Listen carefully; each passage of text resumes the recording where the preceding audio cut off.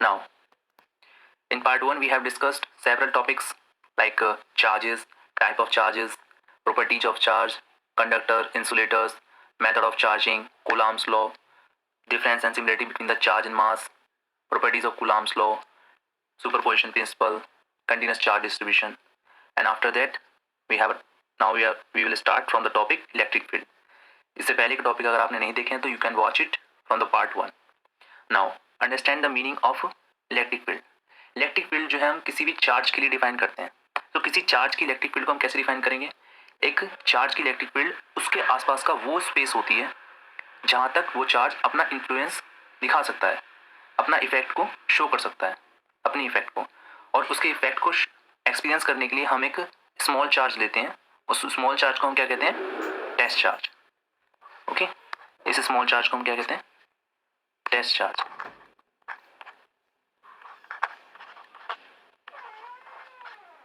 Electric field is the space around the charge body within which its influence can be experienced by any other small charge. So जिस charge के हम electric field निकालते हैं उस charge को हम क्या कहते हैं? Source charge.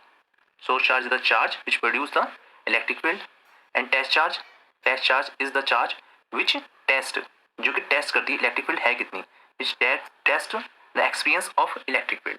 जैसे कि आप इसमें देख सकते हैं ये एक चार्ज है आपका कैपिटल क्यू, जिसे हम सोर्स चार्ज का है.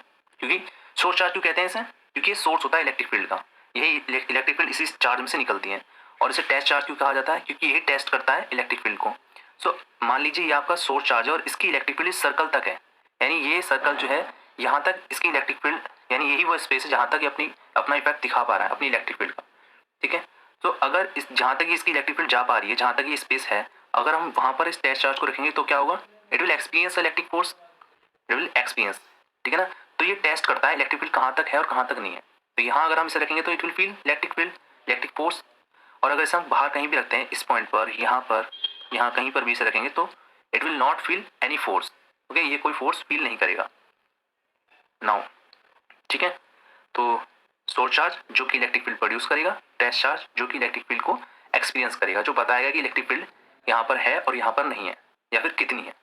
ठीक है, ये हमें टेस्ट चार्ज से पता लगता है. नाउ अब हम समझते हैं कि इलेक्ट्रिक फील्ड इंटेंसिटी का क्या मतलब होता है. किसी भी चार्ज के लिए हम इलेक्ट्रिक फील्ड इंटेंसिटी को कैसे डिफाइन करते हैं? Go to the next page. देखिए, अब हम समझते हैं कि इलेक्ट्रिक फील्ड इंटेंसिटी क्या होती है. इलेक्ट्रिक फील्ड इंटेंसिटी हम किसी एक पर्टिकुलर चार्ज के लिए डिफाइन करते हैं. इलेक्ट्रिक फील्ड के अंदर से डिफाइन करेंगे और किसी एक पर्टिकुलर पॉइंट पे से डिफाइन करेंगे. जैसे कि हमारे पास ये कैपिटल क्यू चार्ज है और इसकी हमें इलेक्ट्रिक फील्ड इंटेंसिटी निकालनी है.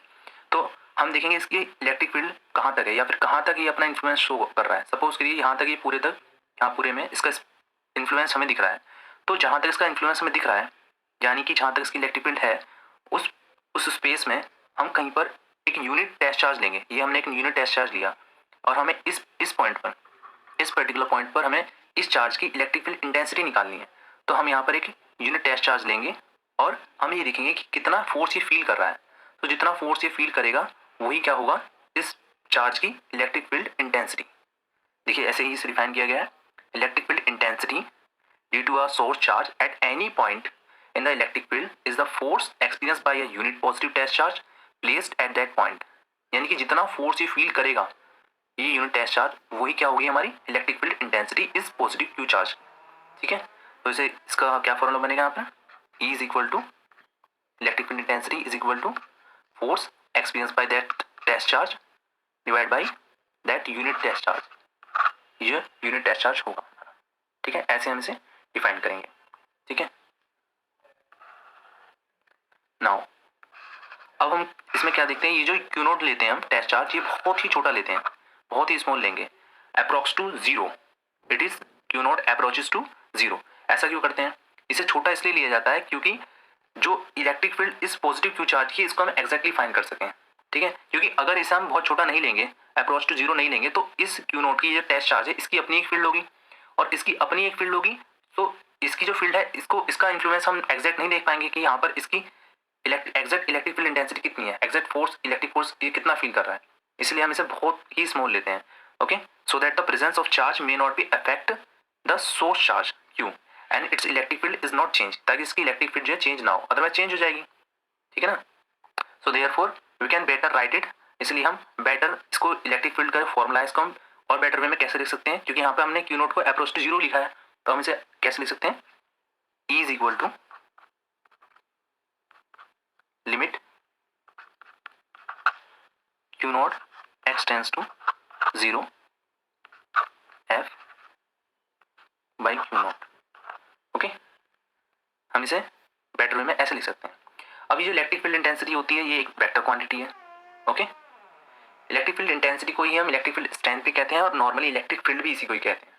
ठीक है, तो पॉजिटिव चार्ज के लिए it is always away from the charges, ये अभी हम नेक्स्ट पेज पे देखेंगे। जो पॉजिटिव चार्ज है उससे हमेशा ये अवे होगी, दूर जाएगी, और जो इलेक्ट्रिक फील्ड इंटेंसिटी और नेगेटिव चार्ज के लिए इलेक्ट्रिक फील्ड या फिर इलेक्ट्रिक फील्ड इंटेंसिटी हमेशा उसके पास में आएगी नेगेटिव चार्ज के। इसकी यूनिट क्या होती है, एसआई यूनिट इसकी हम इस फॉर्मूले से देख सकते हैं, फोर्स की न्यूटन होती है और चार्ज की कूलाम, तो एसआई यूनिट इसकी क्या होगी इलेक्ट्रिक फील्ड इंटेंसिटी की या फिर इलेक्ट्रिक फील्ड की, न्यूटन अपॉन कूलाम, न्यूटन पर कूलाम। ओके, इसे हम ऐसे भी लिख सकते हैं एन सी इनवर्स। और सीजीएस यूनिट क्या होगी, सीजीएस यूनिट के लिए इन दोनों की भी सीजीएस यूनिट ले लेंगे, फोर्स की सीजीएस यूनिट होती है डाइन और चार्ज की स्टेट कूलाम, सो इसकी सीजीएस यूनिट क्या होगी dyne per statcoulomb. Now let go to the next page. देखिए इसकी डायमेंशन क्या होती है इलेक्ट्रिक फील्ड इंटेंसिटी की या फिर इलेक्ट्रिक फील्ड की, M L T minus 3 A minus 1, A is ampere, T time, L length, M mass. इस फॉर्मूले से आप देख सकते हैं electric field is equal to F on Q not, तो एफ की कितनी होती है एम एल टी माइनस 2 और क्यू की कितनी होती है, Q is the I T, तो एम्पियर और टी, तो ये ऊपर चले जाएंगे एम्पियर ए और टी, तो क्या हो जाएगा एम एल टी माइनस 3 और ए माइनस 1, तो ये हमारी आ जाएगी डायमेंशन। ठीक है, इसी को हम इलेक्ट्रिक इंटेंसिटी को फील्ड इंटेंसिटी भी कहते हैं, इलेक्ट्रिक फील्ड स्ट्रेंथ भी कहते हैं और इलेक्ट्रिक फील्ड भी कहते हैं।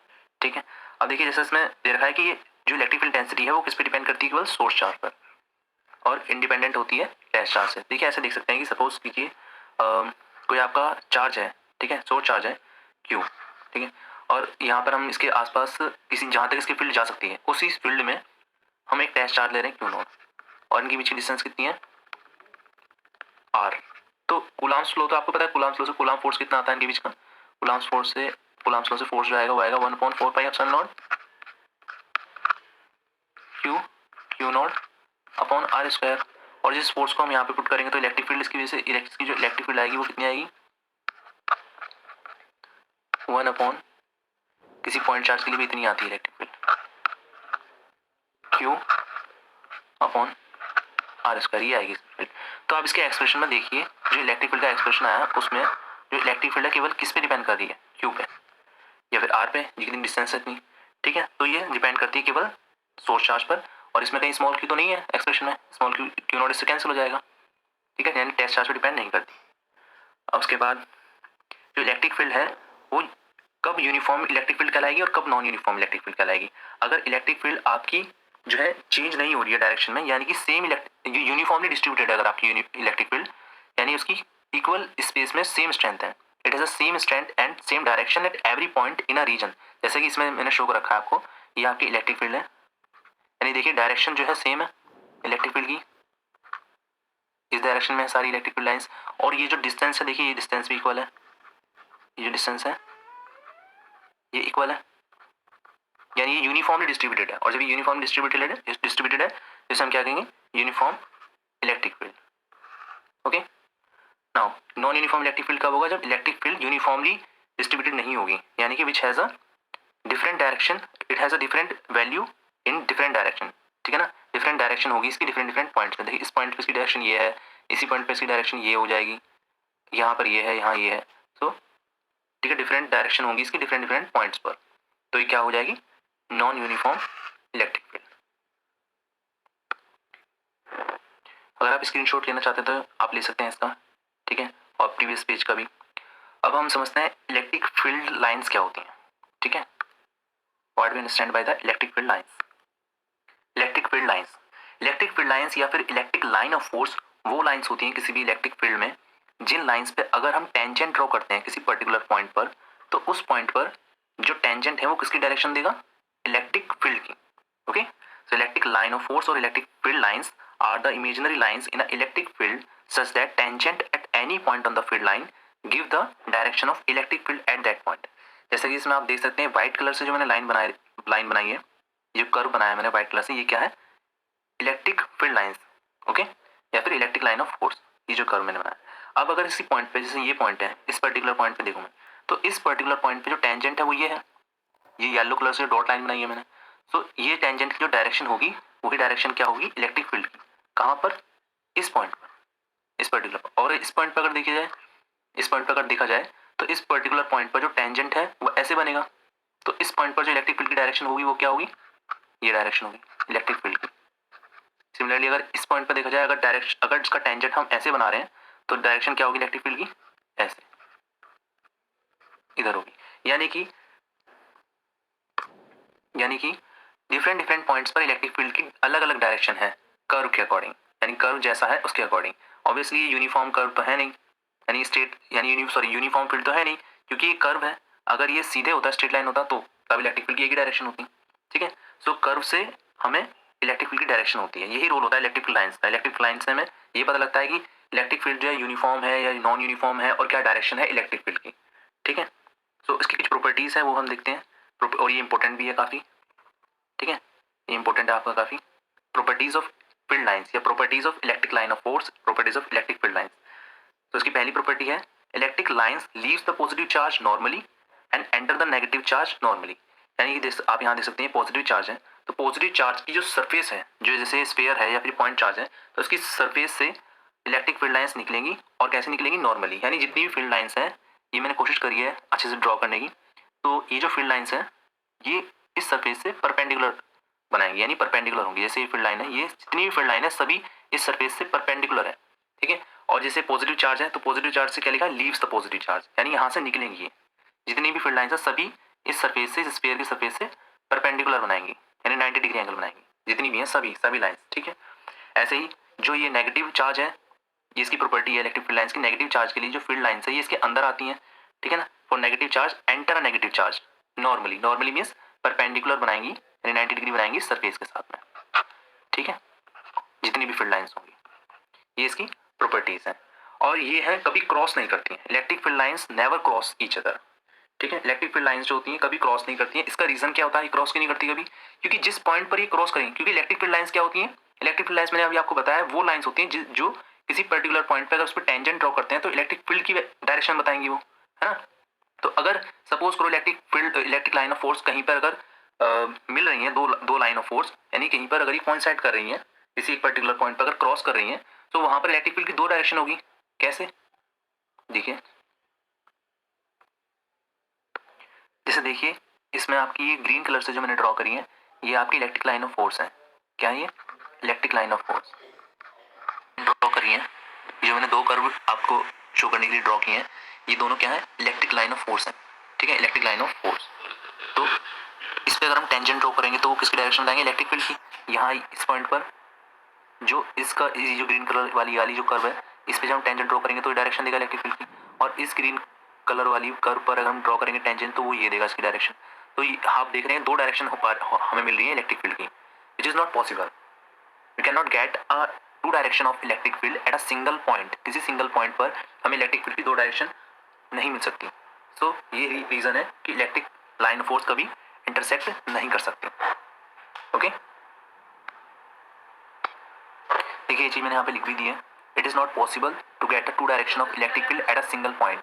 यही रीजन है कि इलेक्ट्रिक लाइन ऑफ फोर्स जो है वो इंटरसेक्ट नहीं करती, ठीक है। तो ये चीज क्लियर हो गई। मैं अब देखिए अगर दो अपोजिट चार्ज हैं तो उसके लिए इलेक्ट्रिक, और वो पास में रखे हैं, तो उनके लिए हम इलेक्ट्रिक फील्ड लाइन कैसे दिखाएंगे, ये देखते हैं हम यहाँ पर, ये शो किया गया है मैंने। पॉजिटिव यहाँ पे एक चार्ज दिया और एक नेगेटिव चार्ज दिया, तो पॉजिटिव चार्ज से इलेक्ट्रिक फील्ड निकलेंगी और नेगेटिव चार्ज में जाएंगी, ये तो हमें पता है।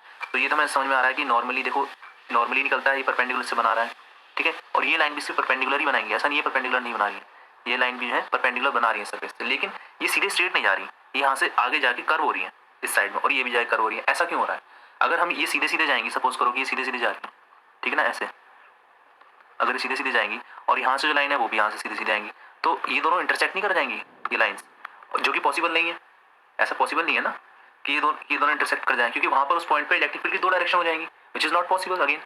तो इसीलिए हमें इन लाइन्स को ऐसे ड्रॉ करना होगा कि एक वो दोनों लाइंस जो है इंटरसेक्ट ना करें, हमें ऐसा ड्रॉ करना पड़ेगा, क्योंकि हमें ये भी तो शो करना होगा कि इसी पॉइंट पर दो इलेक्ट्रिक फील्ड हमें नहीं मिलनी चाहिए, क्योंकि ये प्रॉपर्टी है इलेक्ट्रिक फील्ड लाइंस की, ठीक है।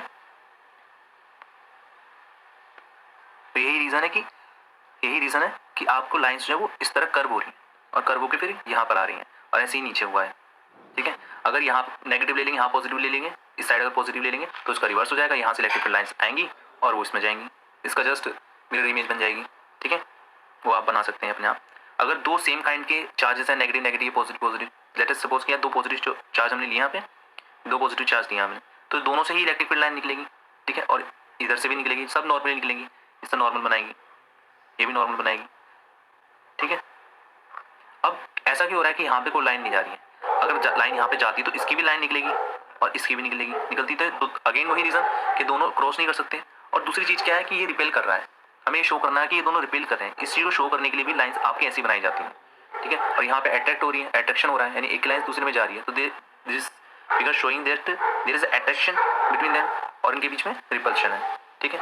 और दो इंपॉर्टेंट प्रॉपर्टी ये भी है जो आपको ध्यान रखनी है कि electric field lines do not pass through conductor, ये कंडक्टर से पास नहीं होती है, whereas they can pass through insulator. जैसे ये चार्ज है, इसमें से अंदर से पास नहीं हो रही ना, इसके अंदर पास नहीं होती है, and electric field lines do not form a close loop, ये क्लोज लूप्स नहीं बनाती। देखिए यहाँ कहीं क्लोज लूप्स बन रहा है इलेक्ट्रिक फील्ड लाइंस का, क्यों? क्योंकि ये कंडक्टर के अंदर नहीं जा सकती, ये इसमें से निकलेगी और इसके अंदर नहीं आ सकती, केवल सरफेस तक जा सकती है। सो दे चीज हमें क्लियर है, ये दोनों प्रॉपर्टी भी हमें क्लियर हो गई। अब हम देखते हैं कि जो फील्ड लाइंस हैं उसकी स्ट्रेंथ हम किसी स्पेस में कैसे देखते हैं, कि कहाँ पर स्ट्रेंथ ज़्यादा है, कहाँ पे स्ट्रेंथ कम है, वो भी फील्ड लाइंस हम देखते हैं। कैसे देखते हैं?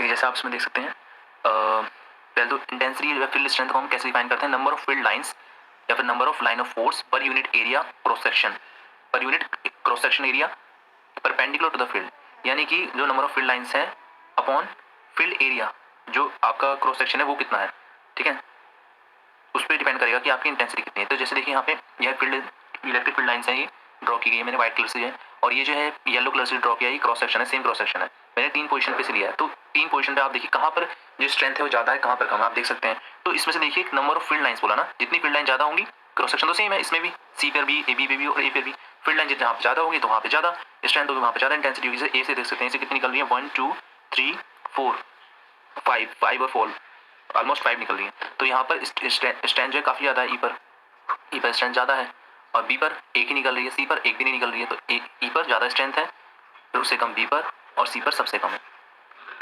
ठीक है। इसे आप कह सकते हैं ये फिर इलेक्ट्रिकल डेंसिटी, ठीक है, यानी स्ट्रेंथ आपकी जो है कहाँ पर ज़्यादा है कहाँ पर कम है, ये आप देख सकते हैं इससे। नेक्स्ट हम समझते हैं इलेक्ट्रिक डाइपोल। इलेक्ट्रिक डाइपोल क्या होता है? Electric dipole, it is a important topic, very important topic. Electric dipole हम कहते हैं अगर हम दो अगर हम दो अपोजिट चार्ज लेते हैं, इक्वल एंड अपोजिट चार्ज, और एक स्मॉल डिस्टेंस पे उन्हें रख देते हैं। If we take two opposite equal and opposite charges and we place them with a very small distance, with a small separation, then we call it as a electric dipole. Okay, two equal and opposite charges separated by a small distance is known as electric dipole. And total charge on an electric dipole is zero. Total charge पे zero होगा, क्योंकि हमने opposite charge लिया है, एक positive लिया है, positive है, और एक नेगेटिव लिया है। तो कितना हो जाएगा टोटल चार्ज, यानी समेशन ऑफ चार्ज हो जाएगा आपका zero. Okay, summation of charge आपका जीरो होगा, but electric field is not zero, electric field of it is not zero, यानी इस डाइपोल की इलेक्ट्रिक फील्ड जीरो नहीं होगी, ठीक है। इलेक्ट्रिक फील्ड जीरो नहीं होगी क्योंकि अलग अलग पॉइंट पर है ना, इनकी पोजीशन अलग अलग है। तो किसी पॉइंट पर हम इलेक्ट्रिक फील्ड निकालेंगे, सपोज इस पॉइंट पर, तो इसकी जो इलेक्ट्रिक फील्ड है उसकी वैल्यू अलग होगी, इसकी अलग होगी, और डायरेक्शन भी देखेंगे इस पॉइंट पर, तो डायरेक्शन भी हो सकता है सेम हो या डिफरेंट हो, ठीक है। तो डायरेक्शन तो अभी इस केस में तो देखो सेम डिफरेंट होगी, इसकी डायरेक्शन होगी इधर नेगेटिव की होगी और पॉजिटिव की डायरेक्शन होगी इधर, लेकिन डिस्टेंस भी तो अलग अलग है, तो इलेक्ट्रिक फील्ड जीरो नहीं होगी, but total charge will be zero. अब हम देखते हैं इलेक्ट्रिक डाइपोल मूवमेंट क्या होता है। That is also important quantity, electric dipole movement, इसे हम कैपिटल पी से रिप्रेजेंट करते हैं इलेक्ट्रिक डाइपोल मूवमेंट को। ये क्या होता है? Product of either charge and dipole length, यानी कि जैसे ये आपका चार्ज क्यू, पॉजिटिव क्यू और नेगेटिव क्यू, इनके बीच की डिस्टेंस है उसे हम क्या कहते हैं? Dipole length. जो भी मैंने यहाँ पे 12 ली, नॉर्मली 12 लेते हैं। एल जो होती है डिस्टेंस होती है सेंटर से, डाइपोल के सेंटर से हम ले लेते हैं, और एल तक, जरूरी नहीं कि 12 लें, और नॉर्मली हम अपने कन्वीनियंट के लिए 12 लेते हैं, ठीक है। और सेंटर से यहाँ तक की चार्ज तक की, किसी भी चार्ज तक की सेंटर से डिस्टेंस एल होगी। सो डाइपोल मूवमेंट क्या होता है? Electric dipole movement multiplication of the charge and the dipole length means 12 and any charge, तो ये क्या हो जाएगा आपका 2ql, ये होगा आपका डाइपोल मूवमेंट। ठीक है, यूनिट क्या होगी इसकी, चार्ज यूनिट कूलाम और इसकी मीटर, तो इसकी यूनिट होगी कूलाम मीटर। ओके, सो इसके बाद के टॉपिक हम नेक्स्ट वीडियो में डिस्कस करेंगे। तब तक के लिए